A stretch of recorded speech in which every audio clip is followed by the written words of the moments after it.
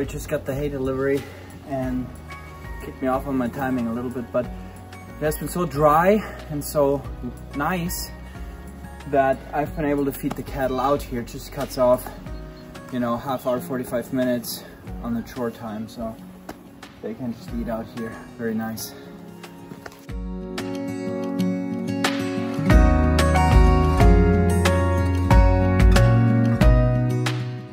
Tomorrow morning, early in the morning, 5:30, I'm gonna drive a cow down to the slaughterhouse in the valley.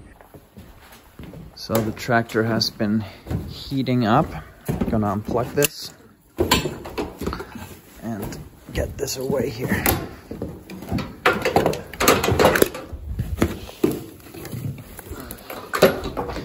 So I had this counterweight on here to drive the big square hay bales. I'm gonna start feeding them now. Just finished up all the round bale. So we throw the hay down and it goes 2 stories down all the way into the stable. And now we're gonna start feeding these also in the feeder we just got here. But I'm going to use this tractor to drive down, and so I have to do a few things. I have to take the snow chains off, the weight off, and then we are going to put this baby on the back so I can hook up the trailer with this.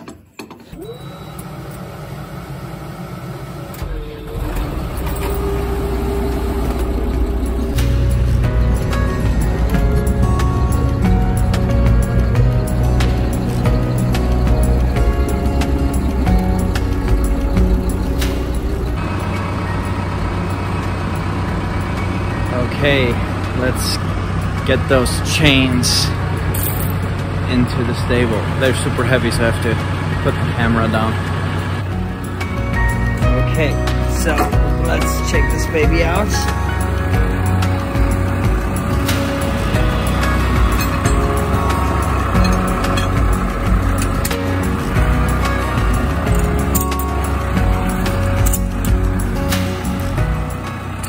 So this is fish who was very weak and is very skinny. We don't know why. We can eat it. It looks healthy on the gills, but for some reason it didn't get any food. It seems like completely empty stomach and quite skinny. So that's why we are getting it now. Gonna bring it inside and put it in the freezer. What kind of trout is it, Isaac? Rainbow. Rainbow trout. North American. Okay, so trailer is there. Cows are getting used to it. Tomorrow I'll back it up to the door early in the morning and let it in there. So I want to talk for a second about a poll that I did on our YouTube channel. A couple days ago I asked, or yesterday I asked, what your biggest struggle is in farming. Is it lack of money? Is it lack of land? Is it that you feel you need more training and experience? Is it all of those things? Or I asked the question, if you do not farm. I should have added time, lack of time to it, because that's what many people wrote. And a bunch of you guys replied to that. You said, you know, the majority said lack of money.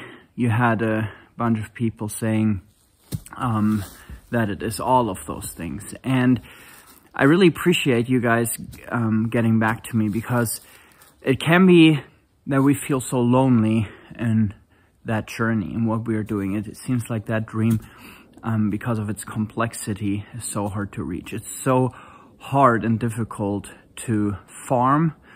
There are a lot of people who have negative attitudes towards it because they see in the conventional agriculture that there's no money in it.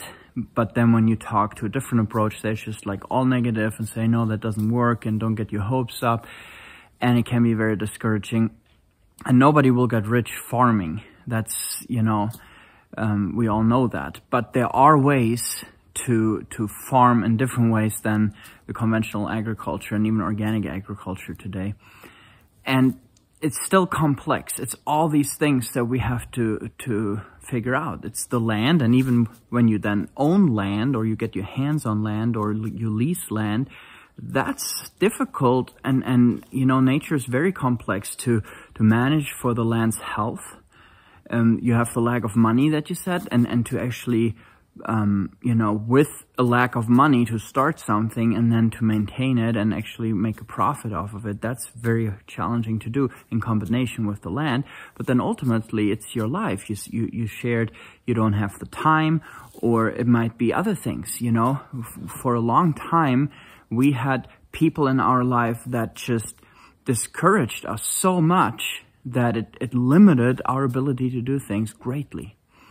And so this complexity, what if I told you that there is a movement, there are farmers who have figured out a way how they can manage that complexity. You know, the money, whether it's little or a lot, the land, whether you lease it, the land's health, or you own a farm or you want to buy it, you know, your family, your relationships, all that complexity, we all have to deal with that.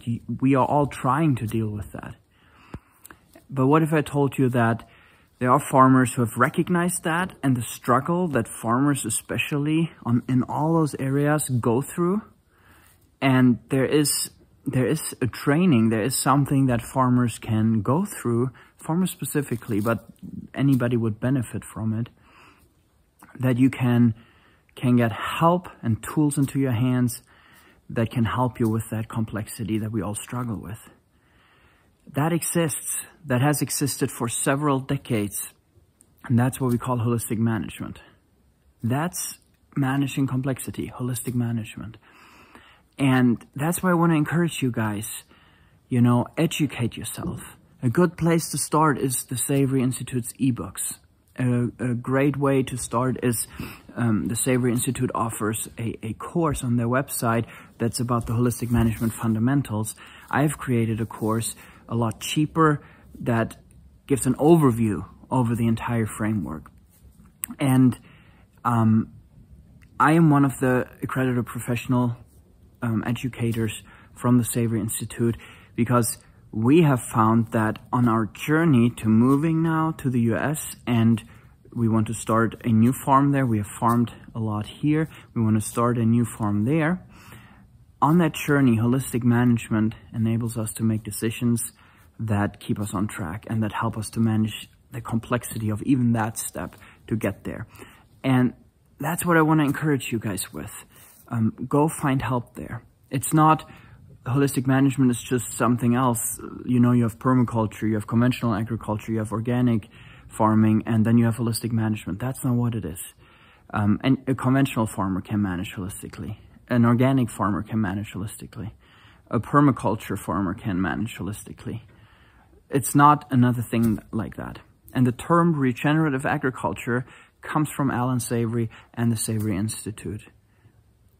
And it is this healing and restoration of land and people for the benefit of all.